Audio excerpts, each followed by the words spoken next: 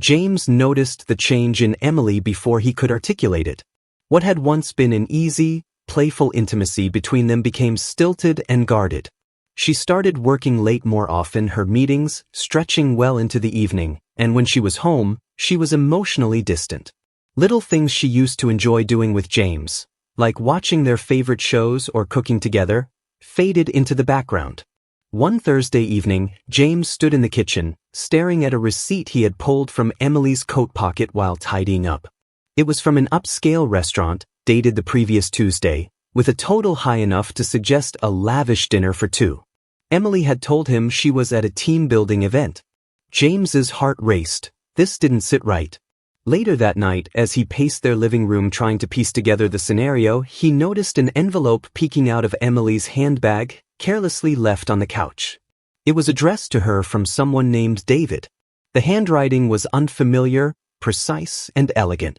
The mere presence of the letter was like a knife twisting in James's gut. It took him another hour to summon the courage to read it. Inside, the words felt both devastating and surreal. I can't stop thinking about last night. Every glance, every touch felt electric. I've never met someone who understands me the way you do. I can't wait until we're together again. David. James clenched the paper, his hands trembling. His mind raced, searching for explanations that didn't involve betrayal. Maybe it was a misunderstanding, a cruel prank, or even a harmless flirtation blown out of proportion. But deep down, he felt a painful certainty. The next few days were a blur of paranoia. James started paying closer attention. He noticed the way Emily's phone never left her side, even when she went to the bathroom. Her laughter, when it came, was hollow and rehearsed, her smiles evasive. He decided he needed answers. Friday evening, as Emily was in the shower, James found her phone charging on the nightstand. Normally it was locked, but tonight, by some stroke of carelessness or fate, it was unlocked. James hesitated for a moment, then tapped into her messages. His stomach twisted as he found a chat with David. Their conversation was a collection of shared secrets, plans for rendezvous, and inside jokes that excluded him entirely. David's messages were explicit, filled with longing and lust, and Emily's replies were no less damning. Phrases like, "I can't wait until I see you again," and "last night was perfect," confirmed James's worst fears. He heard the shower water stop and scrambled to put the phone back. As Emily emerged from the bathroom, James struggled to maintain a neutral expression. She greeted him with a quick, distracted peck on the cheek before heading downstairs, leaving James to wrestle with the storm brewing inside him. Saturday, James confronted her, holding the letter and receipt as if they were weapons.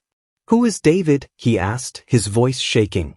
Emily's face paled, her lips parting as if to speak, but no words came. "Don't lie to me. I saw the text." His voice broke on the last word. Emily's eyes filled with tears. For a moment, James thought she might deny it, but instead she whispered, "It's not what you think." "Then what is it?" he demanded. "Explain it to me." Her explanation, halting and half-hearted, was a mess of contradictions and evasions. She claimed David was just a friend, someone who listened to her when she felt overwhelmed by work and life at home. She swore their relationship wasn't physical, but her words lacked conviction. James knew better. The letter, the messages, the sudden distance, it all painted a picture he couldn't ignore. For the next few nights, James barely slept.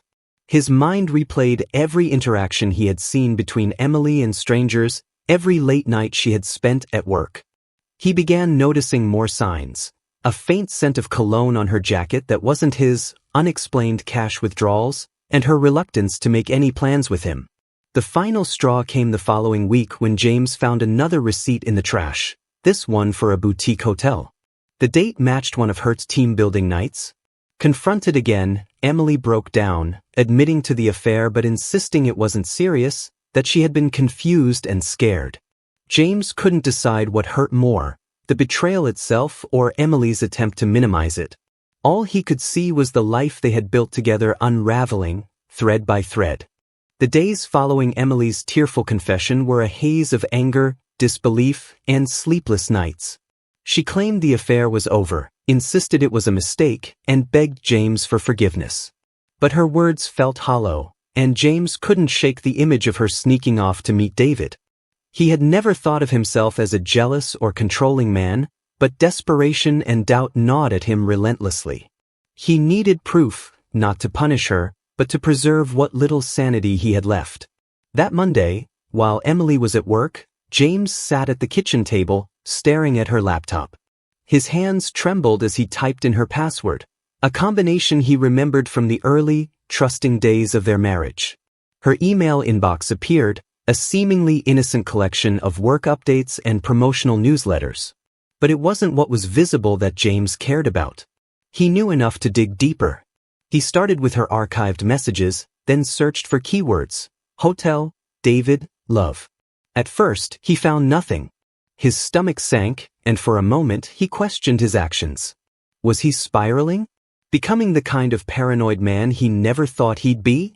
Then, in a folder marked personal, he found what he was looking for. A string of emails exchanged between Emily and David, hidden under the subject line work files, revealed plans for secret meetups, messages of longing, and mentions of places James didn't recognize. His heart pounded as he read one email that chilled him to his core. Can't wait to see you tomorrow. Same room, same time. I'll bring the wine this time. D. What room? The wine? His mind raced, piecing together fragments of conversations Emily had dismissed as mundane work chatter. The pieces began to fit too neatly. James needed more. He wasn't proud of what he did next, but the alternative, trusting Emily's words without question, felt unbearable. He purchased a small GPS tracker online, the kind marketed for parents keeping tabs on their teenagers. When it arrived, he attached it discreetly to the underside of Emily's car. He installed an app on his phone that let him monitor her location in real time. It felt wrong, invasive, but he couldn't stop himself. That week, James tracked Emily's movements obsessively. Most days, her routine was predictable: work, gym, home. But on Thursday, her car made a detour. Instead of heading to her office, she stopped at a boutique hotel downtown. The tracker showed her car parked there for over 2 hours. James stared at the glowing dot on the map, his breath shallow. It wasn't enough to accuse her again. He needed to know what she was doing there. He called the hotel under the guise of a business inquiry, asking for their room rates and availability. Casually, he mentioned the possibility of visiting their bar, fishing for details. "Oh, our bar is lovely," the receptionist chirped. "But it's only accessible to hotel guests after 5 p.m. James thanked her, hung up, and stared at the phone. If Emily wasn't in the bar, she had to be in one of the rooms. The next morning, James took it a step further. He spent hours researching ways to hack a smartphone and eventually stumbled upon an app promising remote access to a phone's messages, call logs, and even GPS. Installing it required brief physical access to the device. That evening, while Emily showered, James opened her phone, quickly downloaded the app, and hid it among her other apps. The guilt weighed heavy on him, but the need for truth was stronger. The app revealed everything. Messages between Emily and David were explicit, full of flirtations and plans for their next meetings. But it wasn't just David. There were others, less frequent, less intimate, but no less damning. A man named Marcus, another named Liam. James couldn't believe what he was seeing. His wife wasn't just unfaithful, she was leading a double life. One message thread stood out. David had texted Emily just days earlier. "I've booked the suite again for next week. Can't wait to see you. Let me know if we're still on." Emily's reply came with an emoji James had never seen her use with him, a heart. She wrote, "Wouldn't miss it for the world." James sat in the dim light of their bedroom, staring at the glowing screen. The room felt cold and alien. The woman he had shared his life with for over a decade felt like a stranger. But what haunted him most wasn't the infidelity itself. It was the ease with which she had lied, the casualness of her betrayal. Saturday morning, James followed her. He had seen David's message confirming their meeting time and location. Emily left the house at noon, dressed casually but with a touch more effort than usual. She didn't notice James trailing her from a safe distance. When she pulled into the hotel parking lot, he parked on the opposite side of the street and watched her walk inside. Minutes later, James approached the hotel lobby, his heart pounding. He didn't have a plan, just a growing need to confront her. As he walked inside, he saw her at the elevator, talking to a man he assumed was David. He couldn't make out their words, but the familiarity in their body language, his hand brushing her arm, her laughing softly, made James's blood boil. He waited until the elevator doors closed, then approached the receptionist. "Excuse me," he said, his voice steady despite the chaos inside him. "I'm here to surprise my wife. She's meeting a friend here for a work thing, but I forgot which room." The receptionist hesitated. "I'm sorry, sir, but I can't." James leaned closer, lowering his voice. "Please. I just want to surprise her. Her name is Emily." He fumbled for his wallet and slid a 20 across the counter. The receptionist glanced around nervously, then typed something into her computer. "Room 305, she whispered. "But please, don't tell anyone I told you." James nodded and took the stairs 2 at a time, his heart hammering in his chest. When he reached the door, he stood there for a moment, paralyzed. What would he find on the other side? Did he even want to know? He knocked, his knuckles rapping against the wood louder than he intended. For a moment, there was silence, then the sound of footsteps. The door opened slightly, revealing David, his face paling when he saw James. "What the hell?" David started, but James pushed past him into the room. Emily was there, her face a mask of shock and fear. The room reeked of betrayal, half-empty wine glasses on the nightstand, her scarf draped over a chair, the rumpled sheets on the bed. "James, I can explain," she stammered. "Don't bother," James said, his voice hollow. He turned to leave, unable to look at her any longer. As he drove away, the weight of everything hit him all at once. The investigation was over. The truth was out. And now, James had to figure out what to do with it. The morning after I caught Emily in that hotel room with David, I sat at the kitchen table, staring at my phone. The coffee in front of me had long gone cold, untouched, as the reality of what I had seen gnawed at me. She had betrayed me, not just with David but, as I now knew, with others too. My own investigation had uncovered enough to break me, but I needed something irrefutable, something that could stand up if this turned into a divorce or custody battle. That's when I decided to hire a private investigator. I had heard about these professionals through friends and coworkers, but I never imagined I'd be calling one myself. Yet here I was, dialing a number I found online, my voice steady but detached as I explained my situation. The man on the other end introduced himself as Richard, a calm and professional voice amidst my chaos, and we scheduled a meeting for later that day.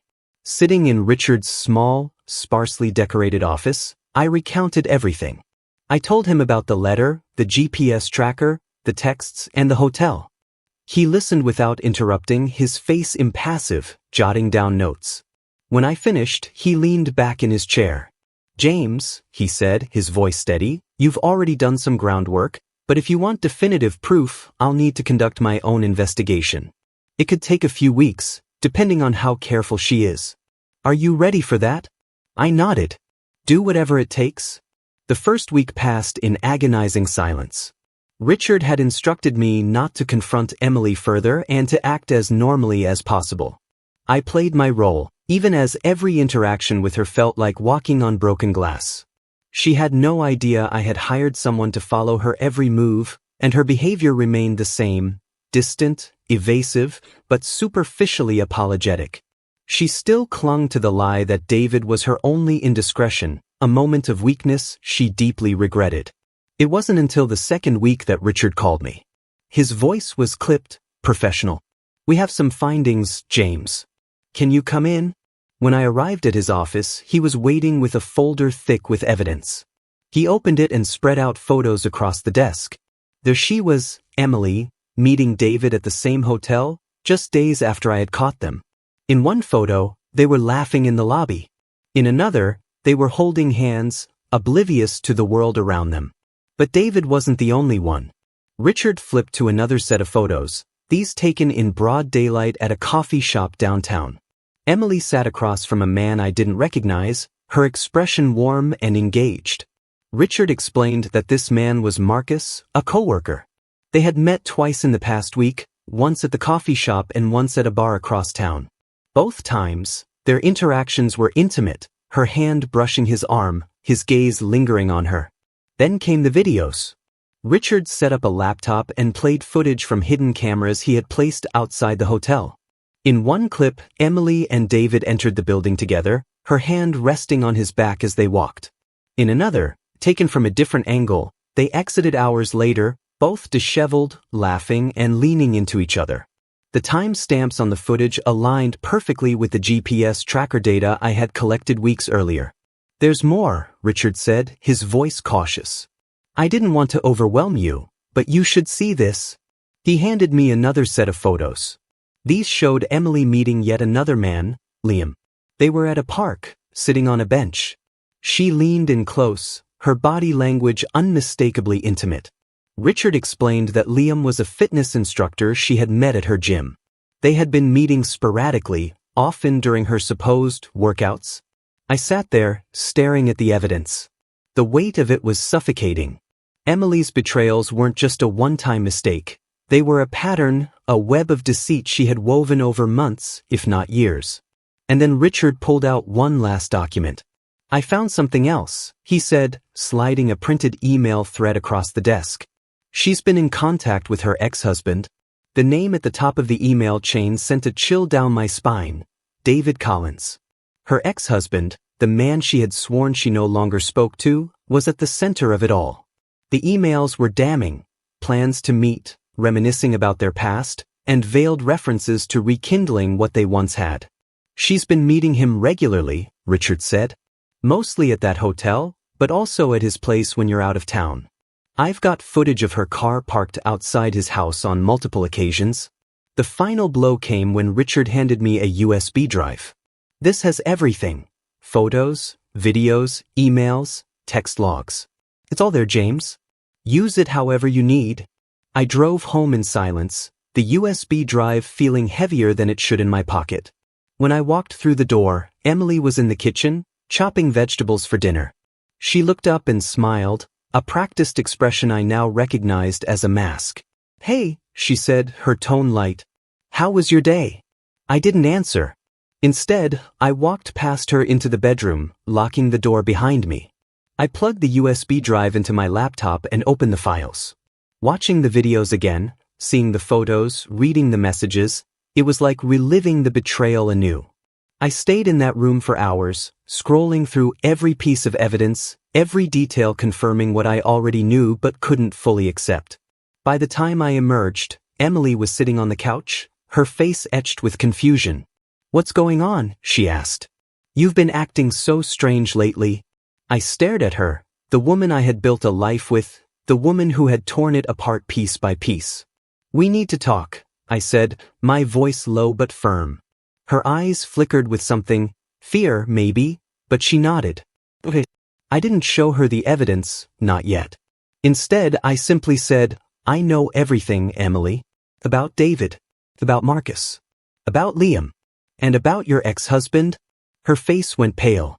For the first time in weeks, she was speechless. "I hired someone," I continued. "A private investigator. I have photos, videos, emails. There's no point in lying anymore." She opened her mouth, then closed it again, her expression shifting from fear to something colder, more calculating. "You invaded my privacy," she said, her voice rising. "How dare you?" "Don't," I interrupted, my voice sharp. "Don't try to make this about me. You did this. You destroyed us." She sat back, her arms crossed, silent. I could see the wheels turning in her head, searching for an excuse, a way out. But there was nothing she could say to undo the damage. I stood there, waiting for her to speak, but she didn't. And in that silence, I realized something. I was done waiting for her to explain, to justify, to beg for forgiveness.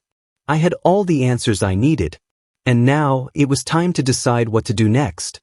After my confrontation with Emily, the house felt like a war zone. We moved through it like strangers, barely exchanging words. Her anger at being caught mingled with what I could only describe as guilt, though she did little to address it. She alternated between quiet resentment and bursts of defensive accusations, blaming me for spying on her. I stopped engaging, retreating further into my own thoughts, planning my next steps. Then, one evening, I got a call from an unexpected person, Sophia, Emily's younger sister. Sophia and I had always been friendly, but not particularly close. She lived out of state and only visited sporadically. Her call was surprising enough, but her tone, urgent, almost conspiratorial, put me on edge. "James," she said, "we need to talk. In person." "What's going on?" asked Whit. "It's about Emily," she said. "There's something you need to know." We arranged to meet at a coffee shop near her hotel. When I arrived, Sophia was already seated, a cup of tea untouched in front of her. She looked nervous, her usually confident demeanor replaced by unease. "I wasn't sure if I should get involved," she began, wringing her hands. "But after what I heard, I couldn't just sit on this." "What are you talking about?" I asked, leaning forward. She hesitated, then pulled out her phone. "I recorded something. It's bad, James. But you need to hear it." She tapped on the screen, and the recording began to play. The audio was slightly muffled, but Emily's voice was unmistakable. She sounded drunk, her words slurred but full of bitter clarity. "You think James is some perfect husband?" She scoffed in the recording. "He's so boring. God, it's like living with a ghost. David actually listens to me, you know? He makes me feel alive. And it's not just him. There's Marcus, Liam. Why should I feel bad? James deserves it for being such a dull, predictable..." I clenched my fists as the recording continued. Emily rambled about her affairs, painting herself as a victim, justifying her betrayals with half-hearted excuses. Then her tone shifted, darker, more conspiratorial. "And David, he's not just some fling. We're partners. He's been helping me with this thing. It's a business. Not exactly legal, but who cares? Money's money, right?" My blood ran cold.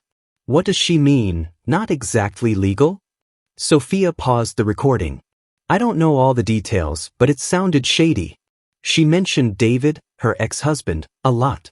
Said they were working together on something." My mind raced. Emily hadn't just cheated on me, she was potentially involved in something criminal. And with David of all people, the man who had already wreaked enough havoc on our lives. "Where was this recorded?" asked my voice tight. "Last weekend," Sophia said. "We were at a family party. Emily got drunk and started venting to me. I didn't ask for any of this, she just wouldn't stop talking. I hit record when she started mentioning David and everything else. I thought you should know." I sat back, running a hand through my hair. The recording was a bombshell, but it also opened up a host of new questions. What was this business? How deep was Emily involved? And, most importantly, how could I use this information? "Why are you telling me this, Sophia?" I asked. "You could have just kept it to yourself." She sighed, looking down at her hands. "Because you deserve to know the truth. And honestly, I'm sick of Emily's lies. She's been selfish her whole life, hurting everyone around her. Maybe this is finally her wake-up call."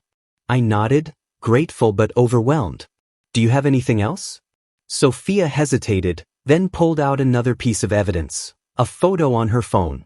It showed Emily and David at what appeared to be a warehouse, both of them standing next to a van loaded with boxes. The timestamp was recent. "What is this?" I asked. "No idea," Sophia admitted. "But it doesn't look like a simple delivery, does it?" I shook my head. The pieces were falling into place, but the picture they formed was far more sinister than I had anticipated. Emily wasn't just unfaithful, she was reckless, deceitful, and potentially involved in something that could destroy more than just our marriage. "Thank you, Sophia," I said finally. This means more than you know." She gave me a small, sad smile. "I just hope it helps."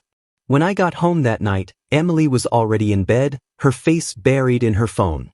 She barely looked up as I walked past her into the guest room, where I had taken to sleeping. I sat on the edge of the bed, staring at the recording Sophia had sent me. Part of me wanted to confront Emily right then and there, but I knew better. I needed to tread carefully. The next morning, I reached out to Richard, the private investigator. I played him the recording and showed him the photo. His reaction mirrored my own, a mix of shock and grim determination. "I'll dig into this business she mentioned," he said. "If it's tied to her ex-husband, we might be looking at something serious." Days turned into a blur as Richard worked his magic. He uncovered that the warehouse in the photo was linked to David, who had a history of shady business dealings. The van in the photo was registered under a shell company tied to him. And the boxes? Richard's contacts suggested they contained stolen electronics, part of a smuggling operation. When Richard presented me with this information, I felt a sickening mix of vindication and dread. Emily wasn't just a cheater, she was complicit in something that could land her in prison. "What do you want to do, James?" Richard asked. "This is more than just marital problems. If you take this to the authorities, it's going to get messy." I didn't answer right away. The weight of everything, the affairs, the lies, the potential crimes, pressed down on me. But one thing was clear, Emily had crossed too many lines. There was no going back. That evening, I sat across from Emily at the dinner table. She looked up from her plate, her expression guarded. "We need to talk," I said. Her eyes narrowed. "About what?" I reached into my pocket and pulled out my phone, playing the recording Sophia had sent me. As Emily's drunken voice filled the room, her face went pale. When it ended, she opened her mouth to speak, but I held up a hand. "Don't," I said, my voice low and steady. "Don't even try to explain. I know everything, Emily. About the affairs. About your business with David. About the warehouse." She stared at me, her mouth working soundlessly. For once, she had no excuses, no clever deflections. "I've given you every chance to come clean," I continued. "But you chose to keep lying. Now I'm done." I left her sitting there, the weight of her actions finally crashing down around her. As I closed the door behind me, I felt a strange sense of relief. The truth was out, and for the first time in weeks, I knew exactly what I needed to do. The morning after I confronted Emily with Sophia's recording, I woke with a clarity I hadn't felt in weeks. The fog of uncertainty, the gnawing questions, and the constant emotional exhaustion had been replaced by one clear purpose. I was going to end this. Emily's betrayals weren't just personal, they were corrosive, an assault on everything we had built together. I couldn't salvage what was already destroyed. I spent hours organizing the evidence Richard had collected. Photos, videos, emails, and now the recording from Sophia. As I reviewed it all, I felt a mix of anger and sadness. Anger at the sheer scale of her deceit and sadness for the life I thought we had. The evidence was irrefutable, and I knew Emily wouldn't be able to talk her way out of it. That evening, I waited for Emily to come home. When she walked in, she looked wary, as if sensing the storm brewing beneath my calm demeanor. "We need to talk," I said, gesturing to the dining room table. On it was a folder stuffed with the evidence, its bulk a tangible weight between us. "What now, James?" she asked, her tone sharp, defensive. "Another interrogation?" I sat down, motioning for her to do the same. She hesitated but eventually sat across from me, her arms crossed. "I'm done playing games, Emily," I said. "I've been patient. I've given you every opportunity to come clean. But instead you've lied over and over." Her expression shifted, fear flickering in her eyes before she masked it with indifference. "I don't know what you're talking about."